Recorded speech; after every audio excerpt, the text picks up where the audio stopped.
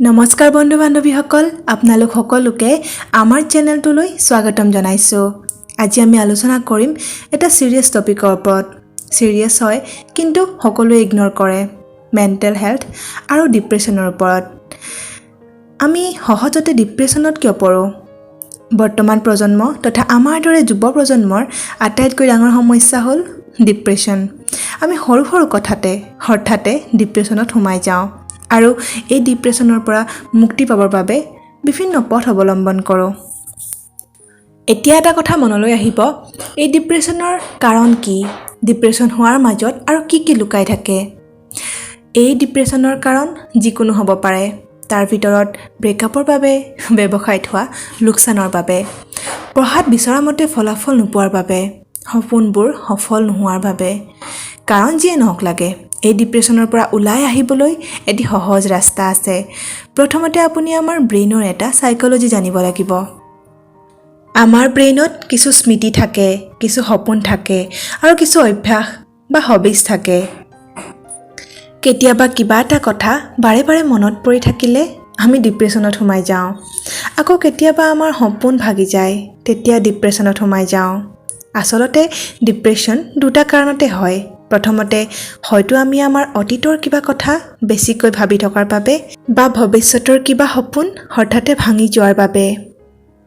ইয়াৰ বাদে আন বেলেগ কোনো কাৰণ নাই। আপুনি বৰ্তমানত বা প্ৰেজেণ্ট মোমেণ্টত কেতিয়াও ডিপ্ৰেছনত নাযায়। কিন্তু সকলো সময়তে প্ৰেজেণ্ট মোমেণ্টত থকাটো অসম্ভৱ। বহুতে কয় মেডিটেশ্যন কৰক। মেডিটেশ্যনৰ দ্বাৰা ডিপ্ৰেছনৰ পৰা ঘূৰি আহিব পৰা যায়। মেডিটেশ্যন মানে হ'ল বৰ্তমানত থকা, আৰু এইটো সত্য যে মেডিটেশ্যন কৰিলে আপুনি কেতিয়াও ডিপ্ৰেছনত নাযায়। কিন্তু যেতিয়া আপুনি অলৰেডি ডিপ্ৰেছনত আছেই, তেতিয়া আপুনি কেতিয়াও মেডিটেশ্যন কৰিব নোৱাৰে। আৰু আপুনি যদি বহুত কষ্টৰ মাজত আছে, তথাপিও মেডিটেশ্যনৰ কথা ভাবিছে বা মেডিটেশ্যন কৰা আৰম্ভ কৰিম ভাবিছে, তেতিয়াও একো লাভ নহয় আৰু একো ভাল ফল নাপাব।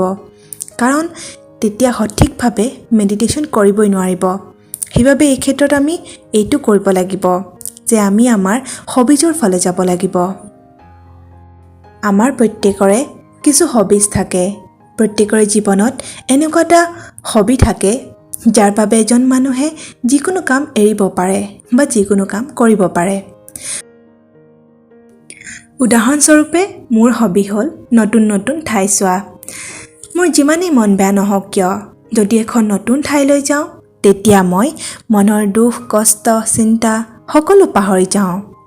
পৃথিৱীখন নতুন যেন অনুভৱ হয়। আৰু যেতিয়া আকৌ ঘূৰি আহোঁ, তেতিয়া মনটো সতেজ যেন অনুভৱ হয়।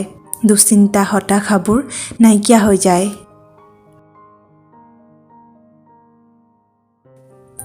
আপুনিও এইটোৱেই কৰিব লাগিব।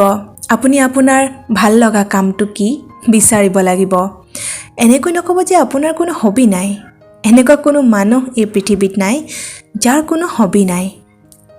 সেইবাবে আপুনি আপোনাৰ হবি কি তাক বিচাৰিব লাগিব আৰু লগতে সেই ভাল লগা কামটোৱেই কৰিব লাগিব।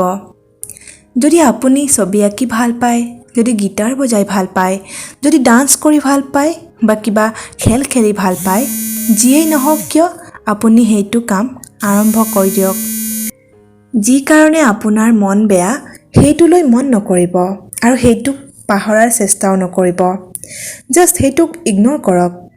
অতীতৰ কথা মনত পেলায়ো কোনো লাভ নাই। আপুনি আপোনাৰ মনোযোগ আপোনাৰ হবিত লগাওক। আপুনি মাথো এইটো কাম কৰিবলৈ চেষ্টা কৰক। আপোনাৰ ডিপ্ৰেছন অট'মেটিক ঠিক হৈ যাব। আৰু যদি আপুনি আপোনাৰ হবি বিচাৰি পোৱা নাই, তেতিয়া আপোনাৰ মোবাইলটো উলিয়াই এখন চেলেঞ্জিং গেম খেলক। কিন্তু এইটো তেতিয়াহে কৰিব যেতিয়া আপোনাৰ কৰিবলৈ একো কাম নাথাকে, বা যদি সঁচাকৈ আপুনি আপোনাৰ হবি বিচাৰি পোৱা নাই, নতুবা ই আপোনাৰ সময় নষ্ট কৰিব। আপুনি মাথো এটা কথা ভাবক, আপুনি এই জীৱনটো কিয় পাইছে? এই পৃথিৱীত কি কৰিলে আপোনাক 10জনে শলাগ ল'ব? তেতিয়াই সাহস পাব। আমাৰ এই জীৱনটি হ'ল ঈশ্বৰে দিয়া উপহাৰ। সেইবাবে মন বেয়া নকৰি পৰাপক্ষত হাঁহি মাতি থাকক। তেনেহ'লে বন্ধুসকল আজিৰ ভিডিঅ'টো ইমানেই যদি ভিডিঅ'টো ভাল লাগিল বা যদি আপোনাক অলপ হ'লেও সুখী কৰিলে তেনেহ'লে ভিডিঅ'টো লাইক কৰক লগতে শ্বেয়াৰ কৰক সেইসকল বন্ধুলৈ যি কিবা কাৰণত ডিপ্ৰেশ্যনত আছে